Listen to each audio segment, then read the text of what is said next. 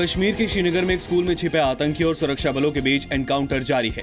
CRPF की patrolling party पर हमला करने के बाद 2 आतंकी पंथा इलाके के पास स्कूल में छिप गए। सुरक्षा बलों ने स्कूल को घेर लिया है। ऐसे ही पोजीशंस चारों ओर से इस पूरे स्कूल को घेर लिया गया है। सीआरपीएफ, जम्मू कश्मीर पुलिस और सेना जो है उन्होंने घेरे में ले लिया है। आप देख सकते हैं कल पंथा चौक इलाके में सीआरपीएफ की पेट्रोलिंग पार्टी पर हुए आतंकी हमले में एसआई साहब शुक्ला शहीद हो गए, जबकि सिपाही निसार अहमद घायल है। स्कूल में छिपे आतंकियों को घेरे जाने के बाद हुई पत्थरबाजी के बाद इलाके में धारा 144 लगा दी गई है। इस आतंकी हमले की जिम्मेदारी लश्कर-ए-तैयबा ने ली है। 3 देशों की यात्रा पर निकले पीएम मोदी पुर्तगाल के बाद अमेरिका पहुंच चुके हैं। आज वॉशिंगटन में कई दिग्गज कंपनियों के अधिकारियों से मिलेंगे। इसके बाद दूसरे कार्यक्रम में भारतीय समुदाय को संबोधित करेंगे। कल पीएम मोदी की अमेरिका के राष्ट्रपति डोनाल्ड ट्रंप से मुलाकात होगी।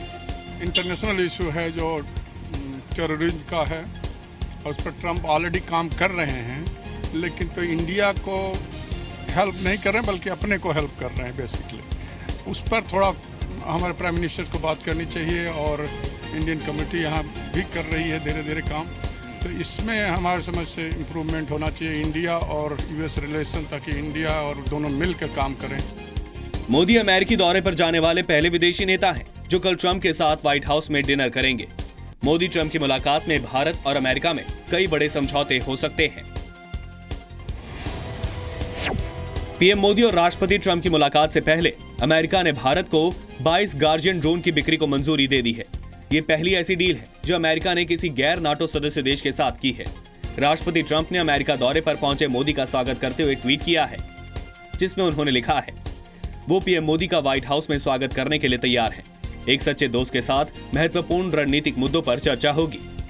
इससे पहले अमेरिका कह चुका है कि भारत दुनिया में अच्छाई की ताकत है। शनिवार को भारत और पुर्तगाल के बीच 11 अहम समझौतों पर दस्तखत हुए।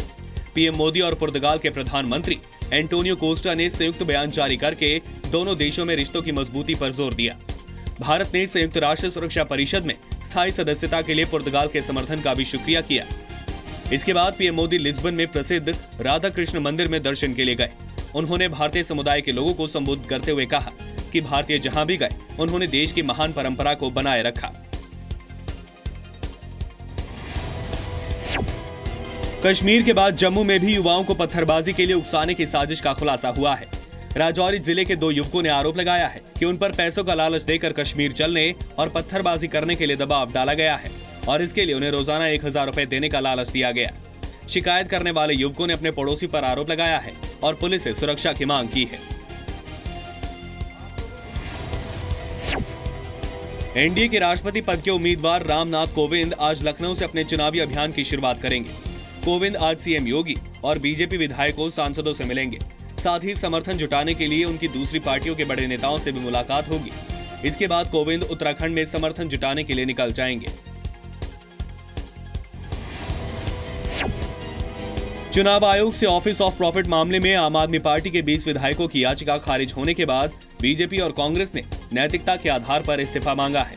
दिल्ली सरकार में पूर्व मंत्री कपिल मिश्रा ने भी इस मामले में केजरीवाल को जिम्मेदार बताया है। कपिल मिश्रा ने कहा है कि केजरीवाल ने 21 विधायकों को कानून पास किए बिना पद दिए थे, जिसकी वजह से वो फंस गए हैं।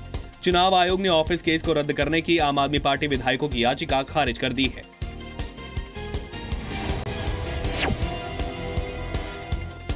महाराष्ट्र सरकार ने किसानों को बड़ी राहत देते हुए 1.5 लाख रुपए तक के लोन माफ कर दिए हैं। फडणवीस सरकार के इस फैसले से राज्य के करीब 90% किसानों को फायदा होगा। वहीं राज्य पर 34,000 करोड़ का बोझ पड़ेगा।